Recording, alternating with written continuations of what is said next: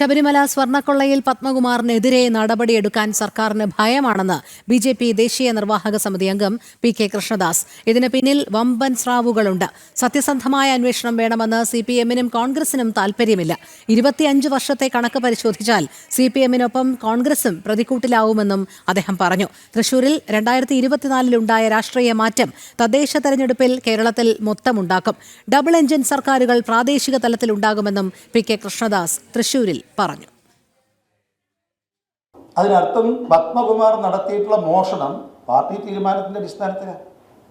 CPM നേതൃത്വം പത്മകുമാറിനെ ഭയപ്പെടുന്നുണ്ട്.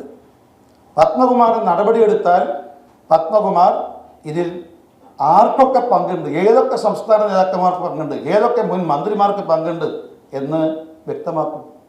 ഭയപ്പെടുകയാണ്. സ്വതന്ത്രമായി നിഷ്പക്ഷമായി സത്യസന്ധമായി മുന്നോട്ട് പോകണം എന്ന് സ്വാഭാവിക മാർക്സിസ്റ്റ് പാർട്ടി ആഗ്രഹിക്കുന്നില്ല. പക്ഷേ കോൺഗ്രസും ആഗ്രഹിക്കുന്നില്ല. കാരണം കേന്ദ്ര ഏജൻസി ഈ ശബരിമലയിലെ സ്വർണ്ണമോഷണം മാത്രമല്ല, അവിടെ നടത്തിയ എല്ലാ മോഷണങ്ങളും, ഒരു 25 വർഷക്കാലം നടന്നിട്ടുള്ള എല്ലാ മോഷണങ്ങളും അന്വേഷിച്ചാൽ CPM നേതാക്കന്മാരോടൊപ്പം തന്നെ കോൺഗ്രസ് നേതാക്കന്മാരും ജയിലിനകത്ത് പോകും എന്ന കാര്യം സംശയമില്ല. തൃശ്ശൂർ കേരളം മുഴുവൻ ആവർത്തിക്കാൻ പോകുന്നു എന്നുള്ളതാണ് ഞങ്ങൾ ഈ തെരഞ്ഞെടുപ്പിനെ കുറിച്ച് ഞങ്ങളുടെ വിലയിരുത്തൽ, വിശകലനം.